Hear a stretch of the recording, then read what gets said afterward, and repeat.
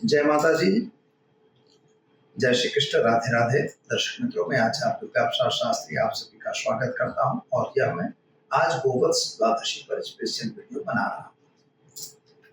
हमारे चैनल में जुड़ने वाले सभी मित्रों से अनुरोध है कि आप चैनल को सब्सक्राइब करिए। वीडियो अच्छे लगते हैं तो लाइक शेयर कमेंट जरूर कीजिए। तो चलिए मित्रों, शुरू करते हैं पहले आज के वीडियो के स्पेशल प्रोग्राम। खास तौर पर आज गोवत्स द्वादशी है, जिसका नाम ही है गो और वत्स, गाय का बछड़ा, जिसमें गाय और बछड़े की पूजन करने का विधान बताया गया है।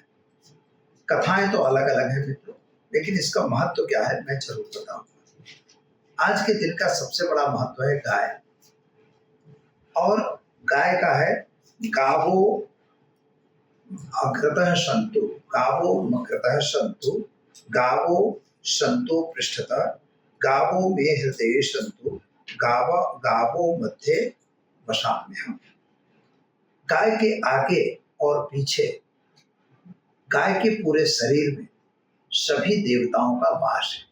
ब्रह्मा, विष्णु, महेश और इसके अतिरिक्त जितने भी देवता हैं, 33 करोड़ देवताओं की बात होती है। सभी के सभी देवता हमारे गायों में निवास करते हैं, ऐसा माना जाता है। शास्त्रों में वर्णन है। गाय को हम लोग माता भी कहते हैं। और क्यों कहते हैं?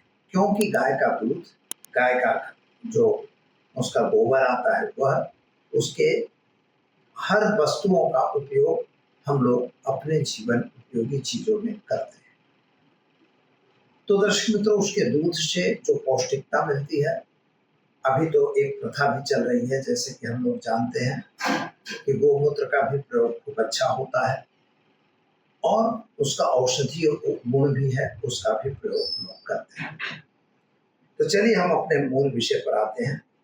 दीपावली का पर्व जो प्रारंभ हो रहा है, यहाँ पर गोवत्स द्वादशी से, रमा एकादशी से यह पर्व शुरू हुआ है और गोवत्स द्वादशी से शुरू होता है। मतलब रमा एकादशी, फिर गोवत्स द्वादशी, फिर धन त्रयोदशी, इसके बाद नरक चतुर्दशी, इसके बाद दीपावली, फिर गोवर्धन पूजन, इसके बाद आती है भाई दूज। इस तरह से जो 7 दिवसीय पर्व है, कहीं कहीं 5 दिवसीय पर्व भी माना जाता है। तो यह 5 दिवसीय नहीं, लेकिन 7 दिवसीय एकादशी से ही प्रारंभ हो जाता है, क्योंकि माता लक्ष्मी का आगमन पृथ्वी पर हुआ है। तो माता लक्ष्मी का जो आगमन हुआ है, तो वह आगमन का स्वागत यहाँ से ही शुरू हो चुका है। तो हम माता का स्वागत करते हैं। गोवत्स द्वादशी के पीछे की जो कहानी है, तो उसमें अलग अलग कहानियां हैं। एक सेठ की भी कहानी बताई जाती है। उसकी 2 पत्नियां थी और किसी ने हत्या कर दी थी, और मतलब बछड़े की, एक भैंस थी और एक गाय और बछड़ा था, उसकी हत्या हुई, आकाशवाणी हुई, फिर गाय का पूजन का विधान शुरू। एक जगह ऐसा भी मिलता है कि जो मतलब ऋषि थे, ऋषि तपस्या करते थे, इंद्र को उनसे ईर्षा आ गई और ईर्षा की वजह से उन्होंने अपनी गाय ऋषि के रूप में आए और वहां गाय को ऋषि के यहाँ सौंप दिया और ऋषि को बताया कि भाई ये गाय, हम बाहर जा रहे हैं, यात्रा में जा रहे हैं, जब आएंगे तो आप हमको हमारी गाय वापस करना। अब वहां स्थिति ये बनती है कि गाय रोज चरने जाती थी, बछड़ा घर में बांधा रहता था। गाय चरने के लिए जाती है तो वहां एक शेर बाघ आ जाता है और बाघ बोलता है, हम अब तुम्हें खाएंगे। गाय दुखी हो जाती है, बोले नहीं, हमारा बछड़ा आज पानी मतलब दूध पिए बिना है, इसलिए हमें दूध पिलाने के लिए जाने दो। दोनों की बातचीत होती है, लेकिन गाय पर विश्वास करके सिंह ने जाने दिया। सिंह जो होता है एक्चुअली वह इंद्र खुद होता है। तो वह गाय यहाँ जब आती है, बछड़े को दूध पिला के वापस जाती है। यह चीज देखकर इंद्र जो है वह बाघ का स्वरूप छोड़ के और खुद अपने स्वरूप में आ जाता है और गाय और बछड़े का पूजन का विधान होता है। तो वहां से भी गाय को बाघ से बचाया गया, इसलिए भी बच्छ द्वादशी भी कहते हैं और बाघ बारस भी इसको कहा जाता है, बाघ द्वादशी। इसका दूसरा अर्थ होता है, बाघ का अर्थ ये भी होता है कि अपने जो कर्ज है, जो आपका व्यवहार है, वो पूरा हो जाए। दीपावली के पर्व के पहले व्यापारी लोग अपने सारे व्यवहार, कर्ज जो है उसको उससे मुक्त होते हैं, इसलिए बाघ बारस का विशेष महत्व उत्तर भारत में विशेष मनाया जाता है।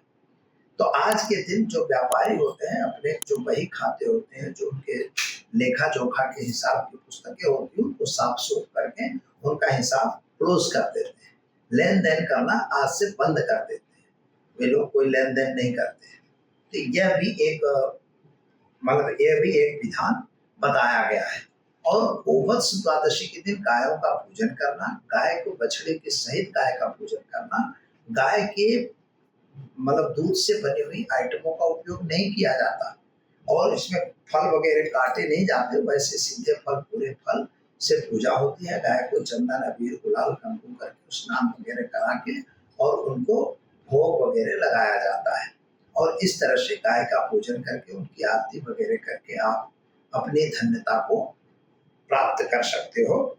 और खास तौर पर एक संकल्प करना हमें भी चाहिए, एक सनातनी धर्म के नाते भी गायों की रक्षा के लिए हमें संकल्प करना चाहिए कि गो और गायों का संवर्धन हो और गायों की वृद्धि हो, गायों की सुरक्षा की जाए। यह हमें ध्यान देना चाहिए, यह बहुत जरूरी है। इसलिए गोवत्स द्वादशी का प्रयोग किया जाता है। इसीलिए कहा है पापोहम पाप कर्माहम पापात्मा पाप संभवम और त्राहि माम पुंडरीकाक्षम सर्व पापो हरो हरि। सभी पाप मेरे है भगवान दूर करो। अगर हम गाय की पूजा करते हैं, गाय की उपासना करते हैं, गाय को हम संरक्षण देते हैं, तो अवश्य हमारे सभी पाप दूर होंगे। तो दर्शक मित्रों, सभी सुखी रहिए, सभी संपन्न रहिए और सभी गौ रक्षा के लिए अपने अपने आप को न्यौछावर करिए। गाय की रक्षा करना यही हमारे सनातन धर्म का सबसे परम धर्म है और कर्तव्य है। दीजिए मुझे इजाजत, मिलेंगे कल नए विषय के साथ।